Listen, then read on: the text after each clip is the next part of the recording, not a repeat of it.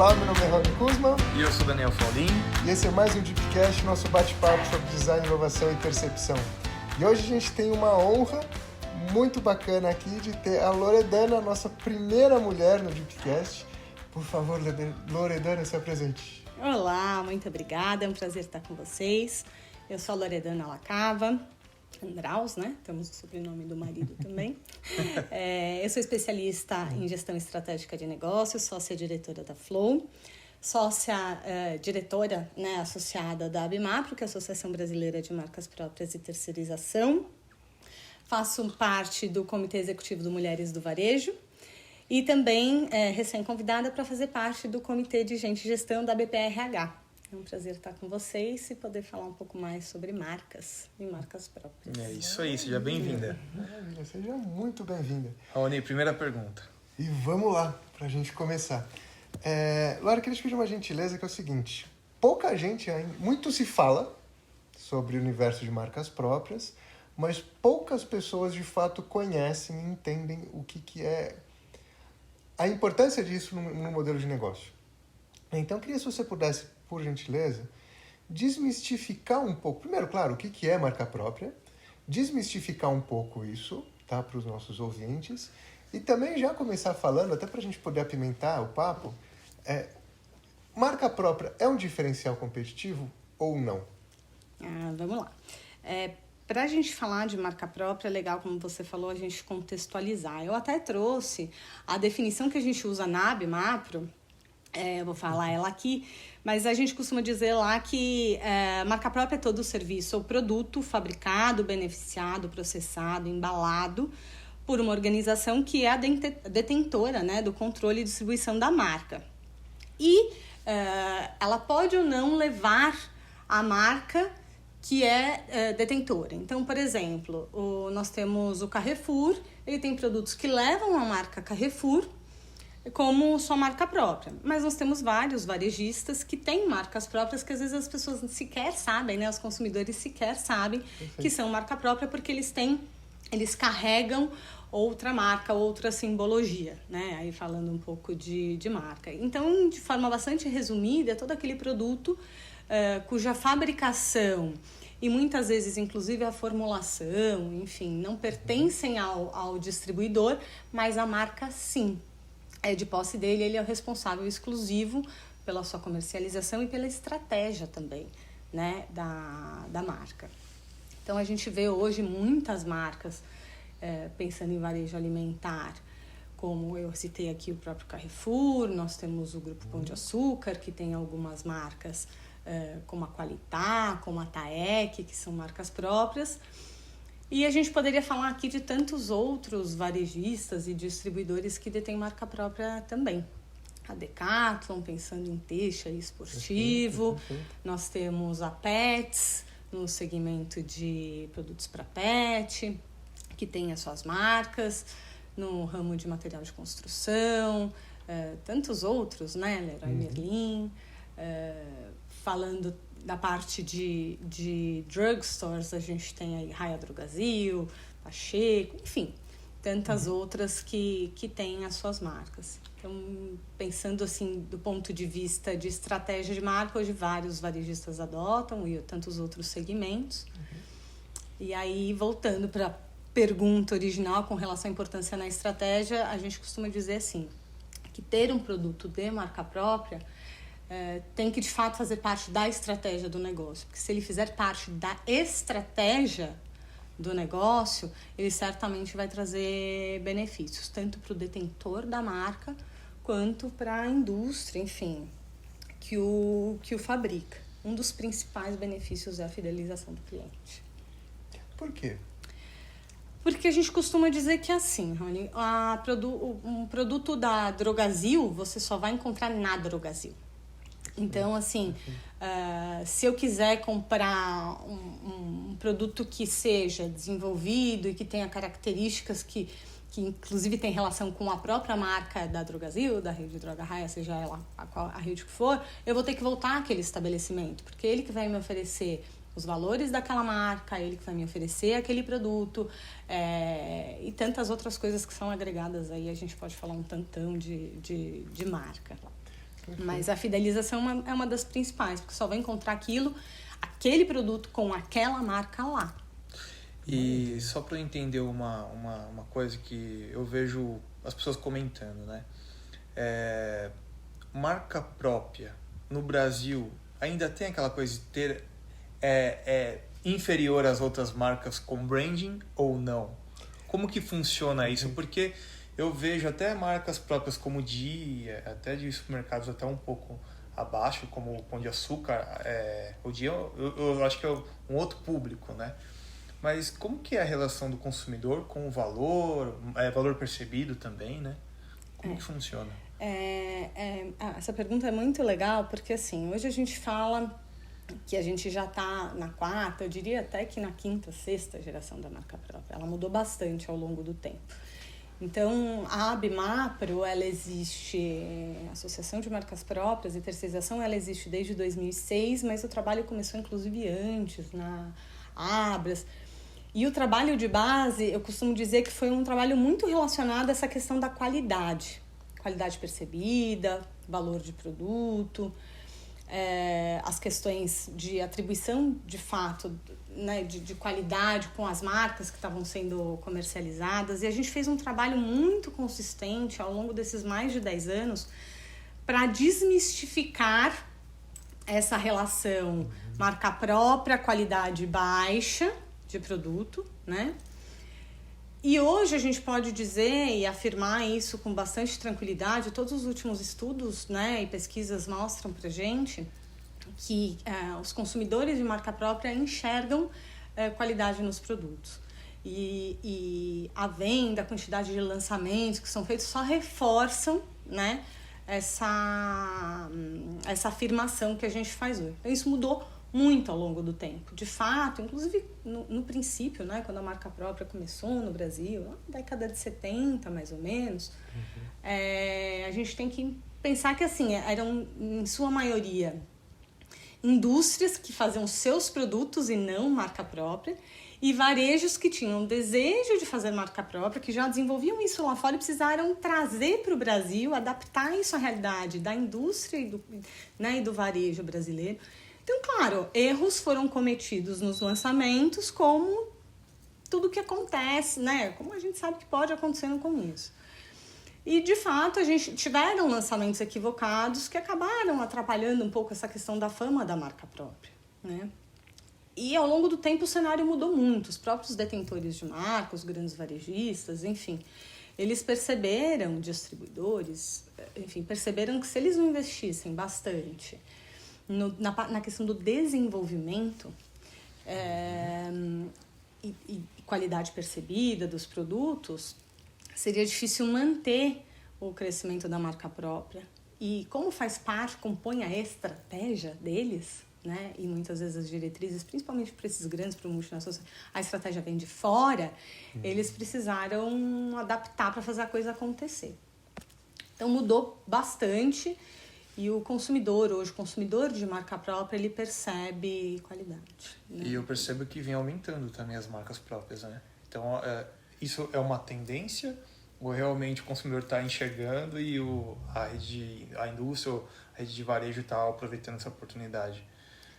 Na verdade, tem alguns fatores que fazem com que a marca própria cresça. Então, o cenário macroeconômico faz com que a marca própria cresça. A gente sabe que em anos de crise, historicamente, a marca própria cresce porque as pessoas tendem a estarem mais abertas à experimentação, né? Porque muitas vezes elas compram um produto de marca nacional.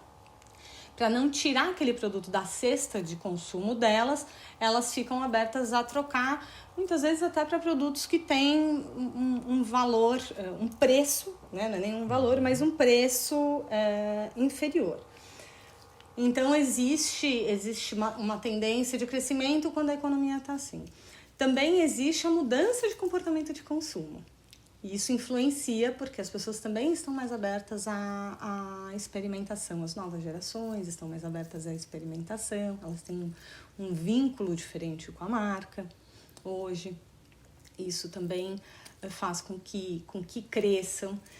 Tem o cenário relação indústria-varejo, que vem mudando muito ao longo dos anos. O varejo, os distribuidores, enfim, eles percebem que ter as próprias marcas nos produtos. O que a gente estava falando gera fidelização, traz margens melhores para os negócios. Lucratividade, né? Exatamente. Então, eles acabam disponibilizando mais produto, e ao disponibilizar, crescer as linhas, eles, claro, têm uma chance muito maior de alcançar mais pessoas. E tem uma curiosidade, os consumidores de marcas próprias, diferente do que a gente, né, do que muita gente pensa, que são consumidores de classe D, E, C, são em sua maioria de classe A e B. Nossa, Que interessante. Exato. que legal. Exatamente. E tem algum... São esses que fazem compras de E tem alguma maiores categoria recorrências. específica? Na verdade, a gente tem algumas categorias que acabam sendo mais líderes, né? Então, começa normalmente com os produtos de higiene e beleza. Mas hoje a gente vê os de cesta básica. Inclusive, normalmente, quem lança a marca própria, falando de varejo principalmente alimentar, acaba iniciando por esses produtos, que eu brinco que são mais os commodities. Tá, Perfeito. Mas também, assim, como hoje a gente tem marca própria em segmentos diferenciados, eu já não gosto mais de limitar, porque a gente percebe também que, assim, os varejistas e os outros segmentos, eles têm buscado diferenciação em valor agregado, em lançamentos que têm uma relação maior, inclusive com a proposta de marca deles. Então, lançando produtos bio, né, os orgânicos, lá fora são chamados de bios, mas aqui são os orgânicos, produtos com diferenciais, veganos, enfim, tem um crescimento grande nessas linhas também, o que mostra pra gente que eles têm uma preocupação de fazer lançamentos que estão mais alinhados com a proposta de marca e de valor do negócio deles, né, e que o público está aberto a esse tipo de produto, né? O consumidor está aberto a esse tipo, shopper, enfim, podemos chamar esse nome, personas, isso aí. Então aí, né? E deixa eu te perguntar, imaginando assim, imaginando um ouvinte que ouviu e falou, cara, gostei disso, tô afim desse negócio porque pode ser uma alternativa interessante. Se você pudesse citar um pouquinho daquela relação de prós e contras, né? Ainda mais entendendo que essa curva de maturidade que existe na marca própria. Porque ao mesmo tempo que eu, enquanto detentor de uma marca, crio uma outra marca própria para criar essa jornada de fidelização a partir do meu próprio valor, e já entendendo que eu tenho um consumidor que já entende a minha proposta, então, na verdade, eu estou criando mais formas de criar vínculos, né, novas experiências, também pode ter aquele cara que, tipo, cara, gostei disso, vou começar a criar marca própria da com pau e cria um monte de ET. Né? Então eu tenho uma proposta sem estratégia nenhuma, porque a gente tem muita mania, isso a gente cai até em algumas coisas que a gente fala quando a gente fala de representatividade. Você coloca uma pessoa com black power, legal, estou falando com o público negro, estou falando com o público feminino. Não é. Tem um DNA por trás que a gente se vincula. Né? Se você não tem uma proposta clara, basicamente a gente pode falar que não faz sentido nenhum. Você, além de você estar vivo, você não faz sentido também você ter uma marca própria. Entendendo esse contexto, que é até um pouco grande, você pode citar um pouco do que é o pró e o contra? Porque é muito fácil a gente ter aventureiro. Sim. Né? Sim. E por ser um mercado ainda muito novo, com muitas aspas, esses aventureiros acabam denigrindo um pouco, né? Essa estratégia de marca que é muito interessante. O que é pró de uma marca própria? O que é ruim? Não vou dizer ruim, desculpa. O que é arriscado numa marca própria? Tá. É difícil dizer o que é pró e contra, porque muitas vezes assim, o que é pró e contra para um negócio não é para outro. Mas eu acho que assim, você fez uma colocação que eu acho interessante, que é essa questão dos aventureiros. Eu me arrepio muitas vezes, porque principalmente quando alguma coisa está em foco, tá? Muita gente começa a falar daquilo, né? Eu brinco que é que nem a cannabis. Agora todo mundo fala de cannabis e aparece um monte de expert. Então, assim, um assunto entra na pauta e muita gente quer entrar para aquele universo e quer tirar proveito daquilo. Mas sem estratégia fica muito difícil. E os maiores erros cometidos na marca própria foram naqueles lançamentos ou naquelas marcas que quiseram fazer produto ou para aumentar portfólio, então saíram lançando produtos que não tinham uma estratégia clara de lançamento, ou que buscaram os parceiros que não eram os parceiros adequados. Então, eu costumo dizer assim, a gente diz, lá, nem sou eu que digo, na verdade, até a nossa presidente, a Neide Montezano, lá na Bimapro, ela costuma dizer que marca própria tem pai e mãe. Porque ela tem a indústria que vai fazer e ela tem o detentor da marca que é responsável pela estratégia daquela marca, né? Então, alguns erros que a gente vê que são comuns, eles consistem na relação de parceria indústria e detentor de marca. Então, se eles não tiverem uma estratégia se não tiver muito claro qual é a proposta daquela marca, qual é a proposta de lançamento daquele produto, quem é o público que ele quer atingir, o que se espera daquela relação, o que se espera, né, do lançamento daquele produto, você pode ter um problema muito sério, porque você cria uma expectativa na indústria e uma expectativa no varejo que não se consolida. E aí você acaba lançando o produto e depois de 2, 3 meses você tira do mercado. Isso é péssimo, porque o consumidor que foi lá, comprou, gostou, ele volta, ele não consegue fazer recompra. Então a relação dele com a marca já fica de alguma forma abalada. Então, isso pode ser, eu costumo dizer que a relação não está clara entre a indústria e o detentor da marca pode ser um problema. O lançar produtos por lançar, para dizer assim, eu tenho, meu portfólio é grande, também é um problema. Lançar produtos porque o concorrente tenha um grande problema. Então, isso é muito comum no Brasil. Isso é muito comum no Brasil e isso não é só para marca própria. Eu digo que é um problema generalizado. As pessoas lançam produtos, elas querem empurrar o que elas querem vender e elas não entendem de fato o que o consumidor quer comprar. E aqui fica uma dica, porque eu estudei recentemente o case do Desincha. Eles têm praticamente 2 produtos, que é o dia e o noite. Óbvio que tem outros.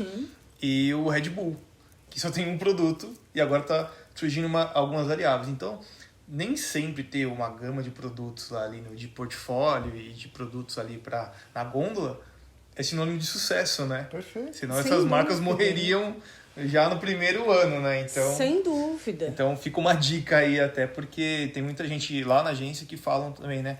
Não, porque eu quero lançar 20 produtos, 10 produtos de uma vez só. Então, calma, né? Onde que a sua marca vai se posicionar no mercado? Será que vai ter canibalismo entre as suas próprias marcas?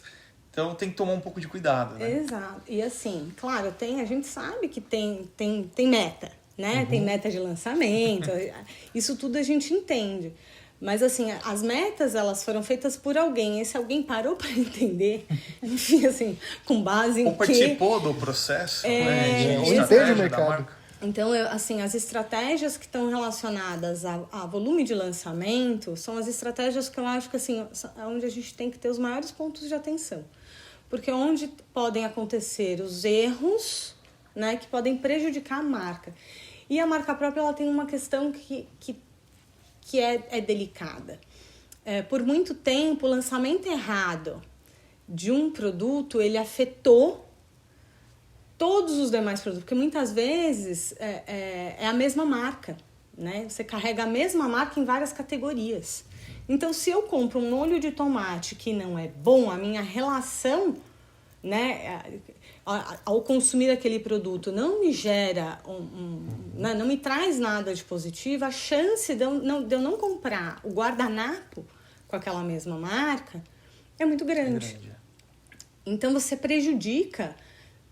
Você não prejudica uma marca, um produto, você prejudica o portfólio inteiro, entendeu? E eu digo mais, você não prejudica só um portfólio, você prejudica o mercado. Porque o consumidor que vai ao dia e não consome um produto de marca própria de qualidade, ele tende, agora mudou, como eu falei para vocês, assim, o consumidor está mais maduro também, mas ele acabou tendendo muito tempo a replicar essa experiência para outros varejos. Então a gente percebia assim, esse consumidor que falava, eu não gosto de produto de marca própria porque assim, a qualidade não é boa. E aí a gente até poderia entrar aqui na questão de discutir o que é qualidade, o que não é qualidade, enfim. A gente costuma dizer que qualidade de atendimento é pré-requisito. Mas se a relação dele não foi boa com o requeijão do dia, ele dificilmente vai comprar o requeijão do Carrefour. Você entendeu? verdade. Então, tem um trabalho, eu costumo dizer que assim, o erro de um pode atrapalhar bastante a estratégia do outro. E esses são os cuidados, assim, pensando em prós e contras, voltando para aquela questão de prós e contras, eu acho que tem a questão de relação comercial, de varejo detentor de marca, tem a questão de um eventual erro na estratégia de lançamento, atrapalhar todo o negócio, marca própria em si.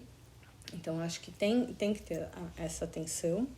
Então, eu vejo isso como pontos, digamos assim, que podem ser negativos, eu diria. E tem muitos prós, porque a marca própria, ela se mostra muito interessante como estratégia de diversificação para a indústria. As indústrias que normalmente fabricam, né, marca própria pode estar em serviço também, mas no geral a indústria que fabrica, que é o que a gente acaba vendo em maioria, que fabrica a marca própria, ela teria que fazer um investimento muito grande em marketing, em branding para suas marcas, né? E na marca própria ela pode focar no que de fato é core business dela, que é desenvolvimento, é operação, é produção, é qualidade, né? Então, ela consegue focar nisso. Isso é um pró também, se acaba separando. Então, hoje... E a gente vê isso acontecendo muito na indústria também, né, Rony? Tá. Assim, muitas indústrias, por muito tempo, e grandes marcas, deixaram de fabricar os seus produtos e focaram na distribuição. Então, a indústria que resolve aderir como estratégia a marca própria para o seu negócio, ela consegue focar no seu desenvolvimento tecnológico, na inovação, para o core business dela, que é o de ser indústria. E ela não precisa investir energia em pontos como distribuição, que hoje, assim, a gente sabe que é outro business, praticamente, né? Outro negócio. Uhum. Isso pode ser, é um grande ponto positivo para a indústria. Estou tentando elencar aqui alguns que são, mas tem uma infinidade. Uma infinidade, Mas acho que, assim, esses seriam os principais pontos, assim, de atenção. E hoje, como associação, vocês conseguem mensurar quantas marcas próprias tem no Brasil?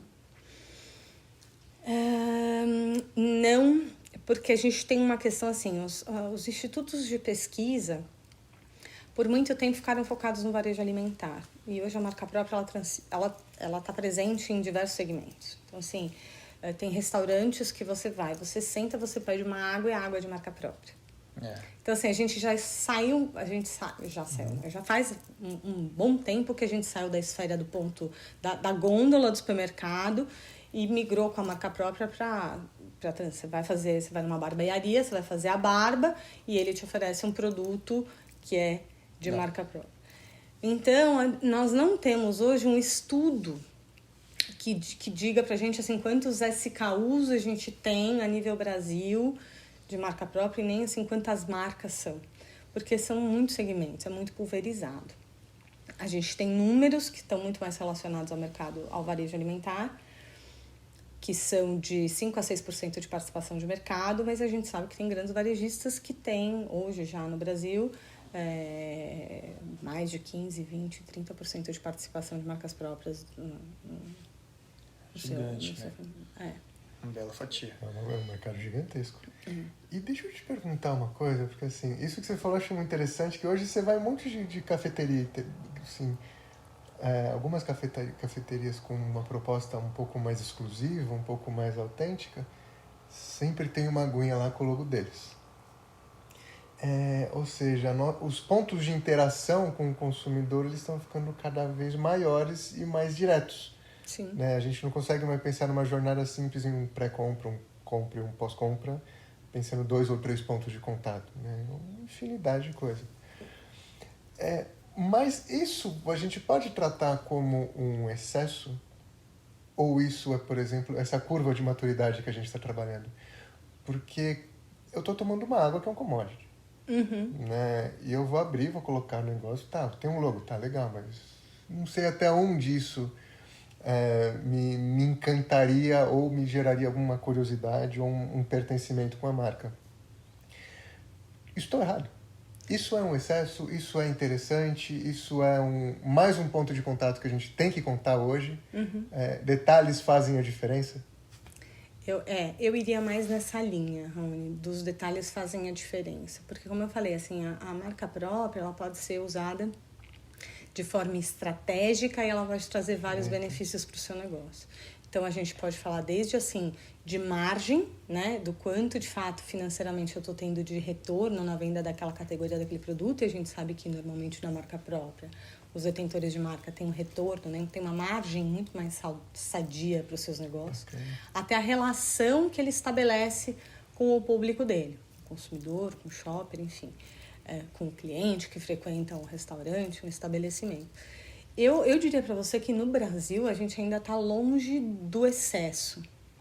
Maravilha. Se a gente sair aqui da nossa zona, do nosso território, fora os mercados são muito mais maduros. Então, na Europa, você tem países que a marca própria tem participação em 60% do mercado. Nossa, ô louco! Entendeu?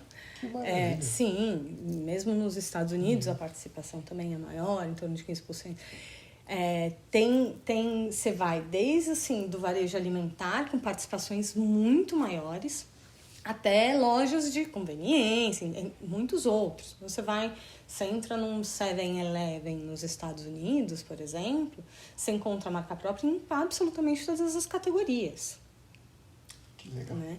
Então, de produto automotivo que eles vendem no 7-Eleven, a balas, a cachorro-quente, enfim, eles transitam a pilha em absolutamente todas as categorias. Então, eu diria para você que aqui ainda, de fato, tem muito para crescer. E quando você vê, por exemplo, em alguns commodities, como você falou na água, o brasileiro não tem muito essa coisa da água gourmet. Então, a água é água, apesar da nossa água ter um valor relativamente alto e estarem buscando muita diversificação, inclusive na água. Mas você gera... É uma outra forma de você gerar vínculo com quem está lá. E de você estabelecer relação marca, cliente, consumidor.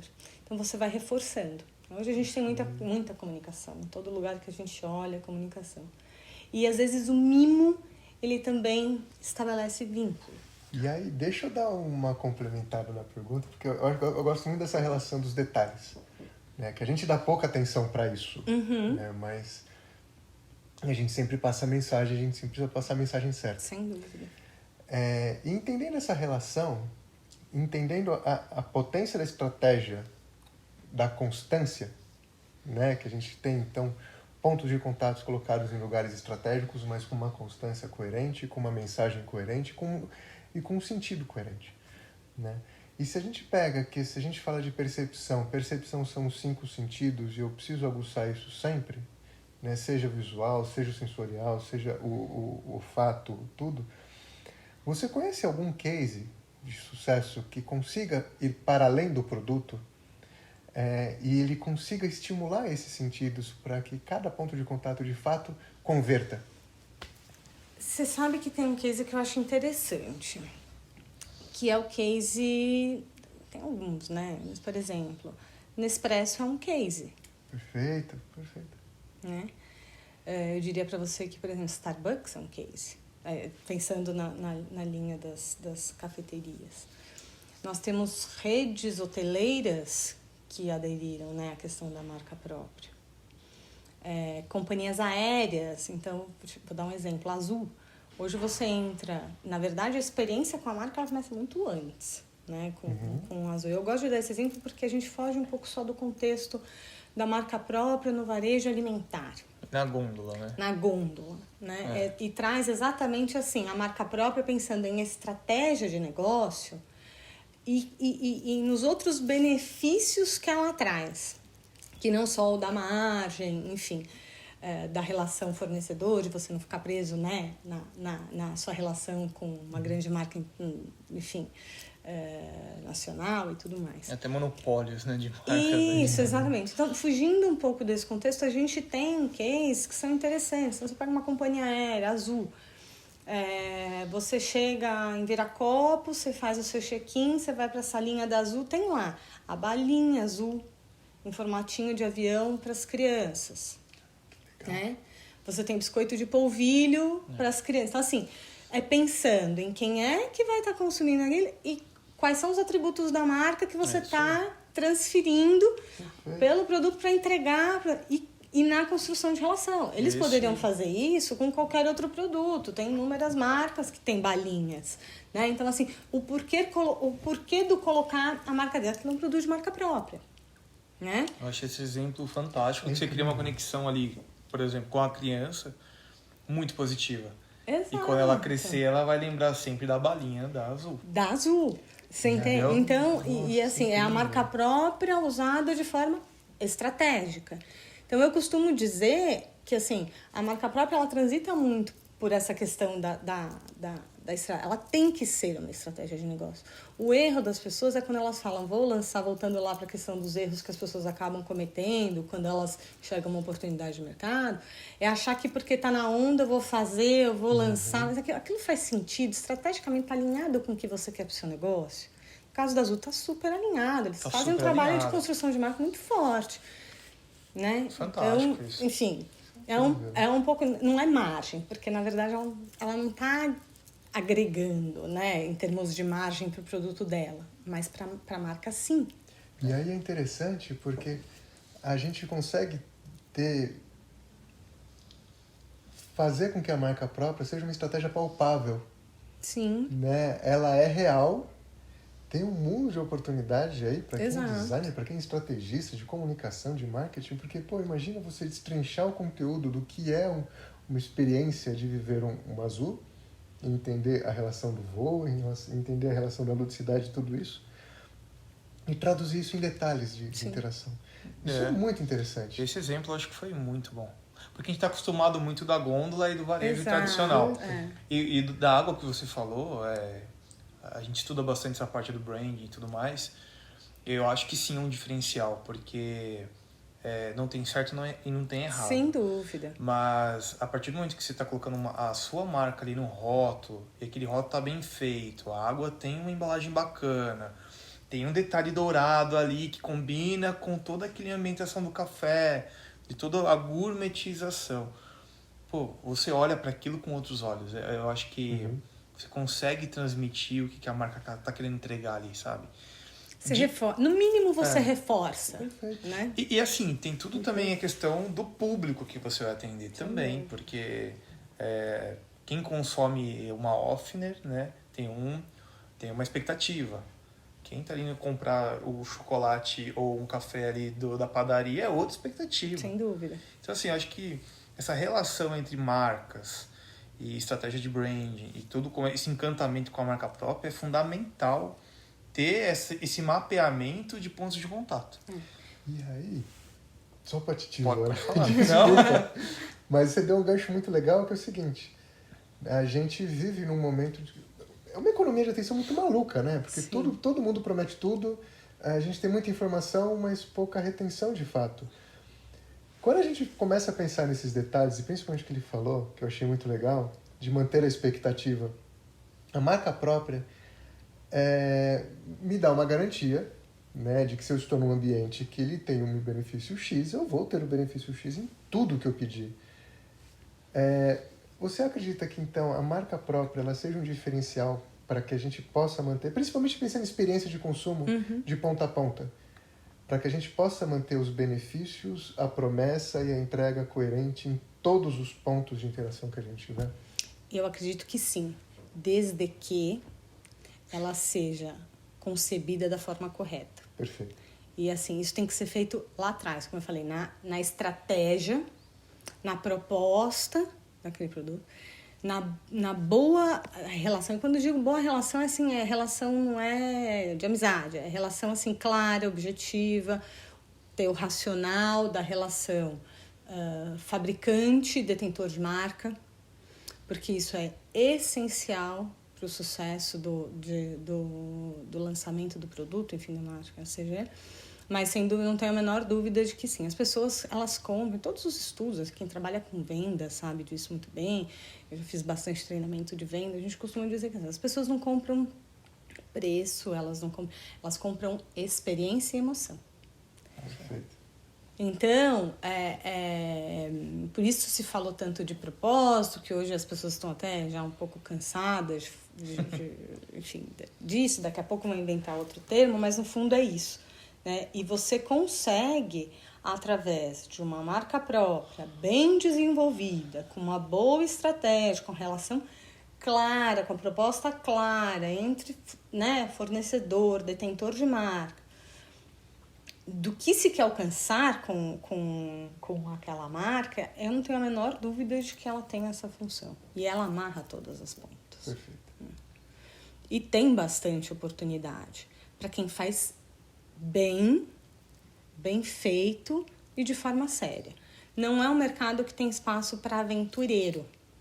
Porque ou ele vai se prejudicar financeiramente, porque dependendo do produto que você for, você precisa de volume, e aí, mesmo que você não vai eventualmente investir em marca, pensando no fabricante, por exemplo, você vai ter que investir em outras questões, né? Em tudo aquilo que diz respeito à operação, produtivo, enfim, logística. Isso vai ter um custo, e se você não fizer bem feito, você vai ter um problema financeiro. Isso vai te gerar uma grande dor de cabeça. E para o detentor da marca, pode prejudicar a imagem dele, né? A marca dele. E isso, como eu falei, né, se reflete em tudo aquilo que ele tem vinculado àquela identidade. Então tem que ser muito bem feito.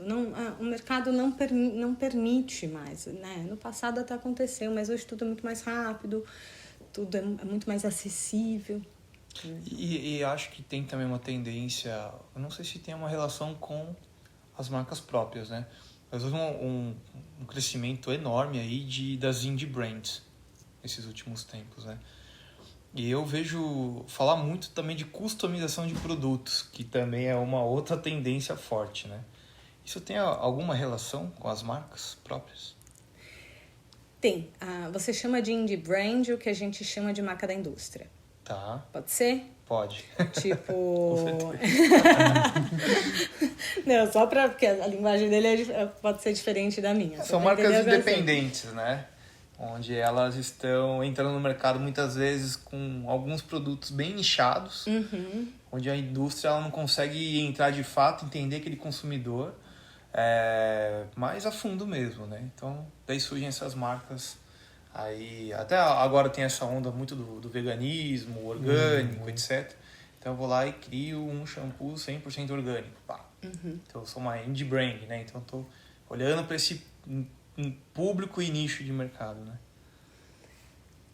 Eu diria para você que assim, tem bastante oportunidade nesse caminho, mas você trouxe um exemplo de vegano, por exemplo, a Raia Drogasil fez uma campanha muito bacana de lançamento de uma linha de cosméticos, de cuidados pessoais, de marca própria, inteira vegana. A Needs, não? A Needs. Inteira vegana. E eles trabalham, e assim, eu vi os produtos deles, eles trabalham muito bem essa marca, né? Eu sou suspeita, porque assim, a gente tem uma relação, eu conheço os responsáveis. E é por isso que eu tô te falando, assim, já tem uma estratégia por trás de relacionamento, quem é o público que eles querem atingir, quem frequenta a loja. Então, assim, não é o lançamento pelo lançamento, entendeu? Não é o número pelo número. Tem uma construção por trás disso. Me preocupam um pouco os modismos e as tendências, né? Os modismos e as tendências, eles me preocupam. Porque eu digo assim, se você está seguindo a tendência, então significa que você já não está na ponta, né? Tem alguém indo e você tá vindo atrás. Pode não ser ruim para determinados segmentos, mas para quem está com foco em inovação, para quem está com foco em diferenciação, o trabalho tem que ser um pouco em outro sentido. É um pouco da síndrome Né? da paleteria, né? Um começou, outro foi indo atrás. Exato. Morreu todo mundo. Isso, exatamente. Exatamente. Por isso que eu digo que assim, marca própria não é. Você não pode entrar no mercado de marca própria porque é tendência. Você tem que entrar no mercado de marca própria porque faz parte da sua estratégia de negócio. Faz sentido. Mas qual é a né? estratégia do seu negócio? Meu core business, eu sou uma indústria, a estratégia do meu negócio é aumentar a minha produção. Eu quero me especializar na fabricação de produtos XYZ. Você vai investir em construção de marca? Não. Marca própria pode ser uma excelente estratégia para o seu negócio. Entende?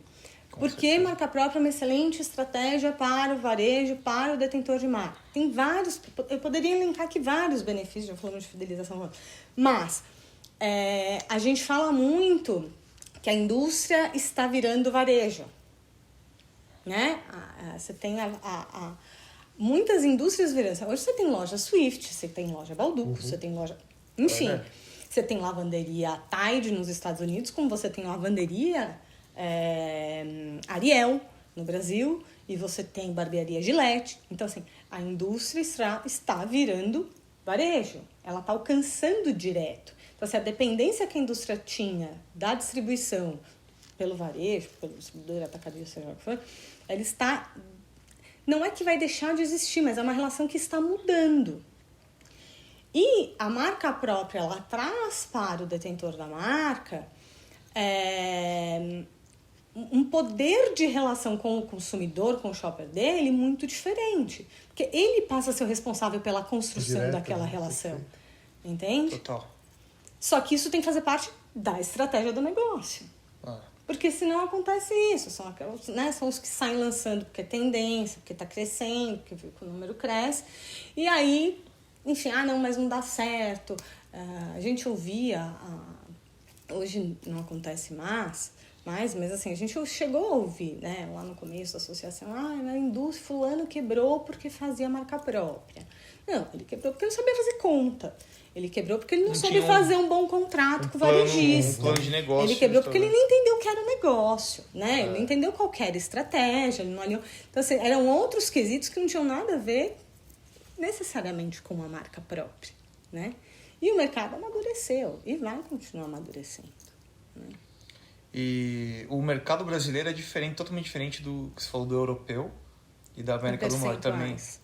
Lá tem muito mais marca própria, é isso? Muito mais. E a relação com o consumidor o europeu é o diferente. concurso, sim. Mas por quê? Porque se a gente olhar historicamente a marca própria, assim, ela começou muito lá atrás, na década de 50, 60, com os produtos a granel. Né? E a gente eram chamadas de marca branca. Então você chegava na loja do seu João, ele abria lá meio mercadão, sabe? Ele abria, ele pegava o saco dele. É a venda, né? Enchia, era um a granel, hein? E aí você comprava o arroz do seu João. Né? Não do tio João, do seu João. Ele embrulhava, eles começaram a fazer o quê? Colocar, que nem pão quando a gente vai na padaria. Né? Que tinha o logo lá da padaria. Eu gosto de exemplificar assim, porque fica mais claro de entender. Ela começa dessa forma. E aí vai se colocando a marca nos outros produtos, nas outras categorias. E o mercado europeu é muito mais maduro que o nosso mercado, em todos os sentidos de consumidor. Ele é um mercado muito mais jovem. Lá o consumidor... E tem questões culturais, sociais que estão envolvidas também. São países que passaram por guerra. Essa relação de marca que esses países têm com as marcas nacionais é diferente. Tanto que lá fora, inclusive, a gente vê muita multinacional fabricando marca própria. Coisa que no Brasil a gente não vê. Você não vai ver a Unilever fazendo produtos de marca própria lá fora, você vai. Por quê? Porque se ela é indústria e ela quer vender para o consumidor e ela precisa do ponto de venda, entendeu? Ela tem que vender o que o consumidor quer. E se o varejista vai colocar produto de marca própria, se ela não quiser perder mercado, ela vai fazer marca própria. Muito legal esse papo, né? Genial. Entendeu? E tem tudo a ver com o que a gente sempre tá falando, né? De storytelling, Perfeito. de branding, de ponto de contato, comunicação. Acho que isso é fantástico. Tem mais uma pergunta? Cara, tem um monte de perguntas, na verdade. Mas eu queria só ver se você pudesse falar um pouco, pra gente fechar, sobre a relação do valor percebido né, que o consumidor percebe de fato quando ele vê, por exemplo, uma droga raia ou uma marca já consolidada, possibilitando que ele possa experimentar outras coisas com o benefício que ele já tem naquele lugar que ele já confia. Como é que funciona essa relação de percepção do consumidor hoje com uma marca já... Não sei se a pergunta é boa, mas assim, se ela edita depois essa pergunta. Tá bom. Porque assim, eu não sei como fazer essa pergunta, mas, por exemplo, eu virei consumidor de suplemento alimentar da Reazil. Por quê? Porque eu tô indo sempre lá, eu vejo aquela loja, o atendimento é incrível, é super legal, é personalizado, e tem um custo-benefício bacana, porque eu sei que o material vai ser bom. Né? Porque, tipo, a Reazil não ia colocar qualquer coisa, assim como a Nitz, né? Não ia colocar qualquer coisa na marca dela. Mas o que foi interessante, a minha percepção foi uma educação. Né? Eu fui vendo, fui olhando, fui fazendo a pesquisa, fui vendo o rótulo, fui entendendo que cada uma tinha, e eu via a marca líder não tinha nenhuma diferença do que tinha no conteúdo daquela da marca própria. Eu olhei, que legal, custa um zero a menos. Por que não? Sim. Experimentei, gostei, me fidelizei. Né? Então, a pergunta seria, por exemplo, a percepção de um produto de marca própria entra no universo da educação do consumo? Não tenho a menor dúvida. Não tenho a menor dúvida, certamente. E faz parte do papel e da estratégia, como eu falei, você educar o seu consumidor. Né? Do ponto de vista assim, vai ter gente que vai dizer, imagina, o consumidor vem educado, ele hoje sabe o que quer, ele vem pronto, ele pesquisa na hora, na loja. Sim, mas tem uma relação da marca, da experiência na loja, do que você transmitiu, da disponibilidade de recompra, dos outros itens que você está oferecendo. Pós-venda, né? De pós-venda. Isso tudo, sem dúvida nenhuma, faz com que você gere vínculo e fidelize. No final é isso que a gente está falando, né? Assim, a pessoa vai voltar, ele vai estar... eu não vou dizer educado, não gosto de dizer que o consumidor é educado ou não é educado, mas assim, ele vai se sentir confortável de ir lá, e eu arriscaria dizer para vocês que algumas vezes ele sequer vai olhar o preço, porque ele começa a enxergar o que tem por trás, o tal do valor que a gente fala, né? Que está relacionado com aquele produto. Então, eu tenho assim plena convicção de que sim, a sua afirmação está corretíssima. E um curso de branding que eu participei, o professor falava bastante lá na palestra, é o seguinte: ninguém nasceu sabendo tudo. Então, obviamente, você comprar um produto que todo mundo já utiliza no dia a dia é uma coisa. Agora, tem produtos que eu nunca utilizei, minha namorada ou nunca utilizou. Então, assim, a educação faz parte. Sim. Desde o início que você está pensando, da embalagem até a experiência, até, de fato, a compra e o pós-venda. Sim. Então, assim, eu acho que a educação, ela cabe em todos os momentos dessa marca. Então, você perde um pouco aquele tato ali, sabe? Se você não tem um propósito muito claro, se não tem tudo mapeado, talvez você leva para o mercado mais do mesmo, ou às vezes você nem sabe o potencial do seu produto e você coloca lá porque acha que vai ter uma experiência bacana e no final não tem. Esse exemplo da Azul que eu achei incrível. Pô, será que ela não foi pioneira nisso, né? Não sei, no Brasil, mas eu já voei e já vi como é legal. Então, assim, você cria essa conexão, né? Tem um exemplo muito bacana da Decathlon também, né? A experiência na loja, assim, os produtos, né? Eles têm uma curadoria na seleção dos produtos que eu acho interessante, né? Que eles oferecem. Eu também compro que tem Decathlon, fit que é bom com quem tá indo lá. Enfim, e assim, você não vai pensar quem frequenta a loja, quem já criou vínculo, não vai deixar de comprar porque é marca própria. Entende? assim, você passa a confiar no que o varejo está te oferecendo. E também... E essa confiança, por exemplo, eu hoje tenho uma coisa, você falou uma coisa legal de olhar o rótulo. Tem uma questão de cultura que é global também. As pessoas hoje tendem a estarem mais... E aí a gente poderia entrar no aplicativo desrotulando, ajuda nisso. Tem uma série de fatores externos que, sem dúvida nenhuma, influenciam nessa educação, nessa cultura de consumo hoje que já é diferente, né? As pessoas estarem com o celular na mão, comprando, como eu falei. Mas toda a experiência, o vínculo que você gera, você passa a confiar naquela marca. Então, o que você falou, hoje se eu for comprar, eu comprei o primeiro produto da Decathlon. Era um produto que atendia a sua proposta, a qualidade, né? A especificação que ele oferecia. Eu certamente, se eu chegar numa loja da Decathlon e precisar de outro produto, e eu ver um produto de marca própria deles e um que não é, a chance de eu comprar marca própria é muito grande. Né? E também tem o lance da expectativa, né? Então, tá alinhado com a minha expectativa. Sem dúvida. Isso é... E assim, eu vejo que a Decathlon, ela endossa essa marca também, né? Tem esse lance, né? Sim. Como os outros exemplos aqui. Então, tem uma construção de marca da Decathlon muito forte e dessa marca própria dela também. E então, de estratégia de negócio. Por isso que eu insisto muito nessa questão da estratégia, porque se a estratégia não estiver clara, e se aquilo não estiver claro para todo mundo, eu já vi, por exemplo, gente lançar a marca própria e não endossar. Então, o lance deixa escondido. Era muito comum a gente ver produtos de marca própria escondido em gôndola. Então, o varejo ia, lançava um produto de marca própria, era primeiro preço, era só para ser o mais barato. Aí você chegava no mercado, ele estava lá embaixo na gôndola, escondido. Quer dizer, a sensação que você passa é de que assim, nem o varejo que tem a marca confia naquilo. Não valoriza, né? Todo entendeu? esse O que você está transmitindo? Que você quer? Qual que é a proposta, de fato, do produto? Então, assim, quem trabalhou bem e de forma até conseguiu e consegue crescer de forma, né, sustentada também. Não é fácil desenvolver marca própria no Brasil. Os últimos anos para a nossa indústria, de modo geral, não foram anos fáceis, até economicamente falando, mas tem um potencial grande no mercado. De novo, para quem fizer, para quem estiver disposto a fazer bem feito. E uma última pergunta, para a gente concluir.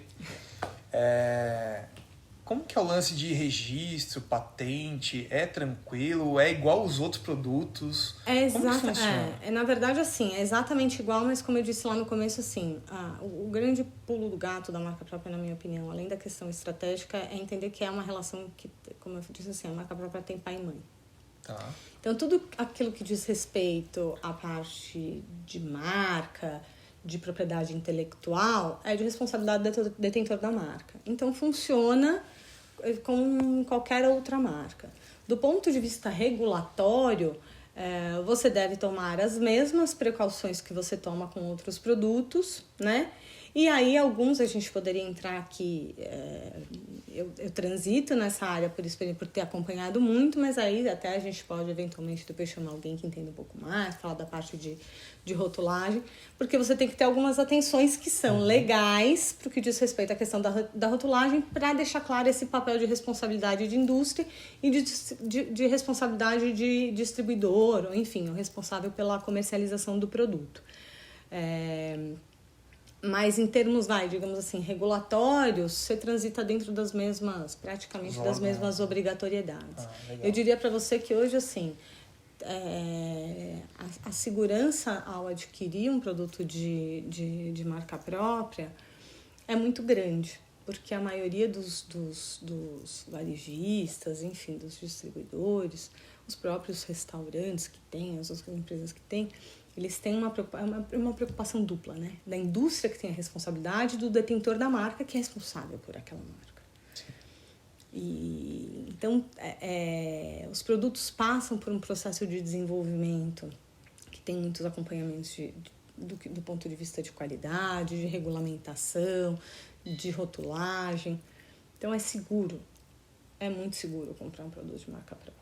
Que bom. E é legal, porque a impressão que dá é que estratégia boa é aquela que não tem ruído, né? Eu leio o valor da marca, da matriz, olhei, tem aquele produto, conversa com a minha expectativa, como o exemplo do Decathlon, então não existe ruído, a coisa é uma fluência muito bacana. Né? E, Lorena, para a gente fechar, que conselho você daria para quem ouviu o que você falou, falou, cara, adorei, eu quero entrar nesse negócio de marca própria, não sei como. Vamos lá, eu acho que sempre que, como eu falei, né, sempre que aparece uma oportunidade no mercado, também aparecem muitas pessoas oferecendo facilidades, né? Eu brinco que assim, ainda até um pouco para coisa do digital, eu falo que não tem hack, né? Para você desenvolver um produto de marca própria, você passa por todos os processos de desenvolvimento de qualquer produto, né, teria na sua concepção e da relação também com o detentor da marca. Então, eu diria assim, procure pessoas que têm, de fato, experiência nesse mercado, que não estão preocupadas só com a questão do número dos lançamentos, né, e sim com a performance, com a estratégia. A associação, eu costumo dizer assim, procure uma entidade sólida, que tem informação, que tem os melhores profissionais para te indicar, para você entender como funciona aquele mercado, quem são os parceiros que vão poder te apoiar no desenvolvimento.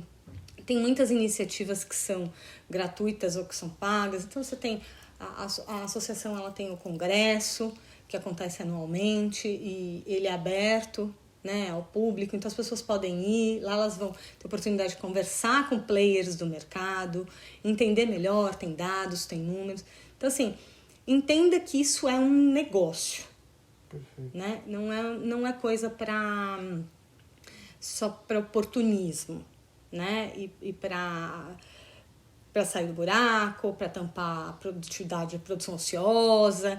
Tem que ser encarado de fato como um negócio. E procurar as pessoas que entendem de fato desse negócio. Tem bons profissionais que estão no mercado há bastante tempo e que podem dar suporte em todos os sentidos para quem quer entrar no mercado. Então, assim, meu principal conselho é esse. Para fazer a coisa de forma correta e ter sucesso, ter resultado. Perfeito. É isso aí. Maravilha. Muito obrigado. Imagina, eu que Queria agradeço. agradecer. Foi Eu que incrível. agradeço, foi um prazer. E aguardem, daqui a pouco teremos mais um podcast incrível para vocês.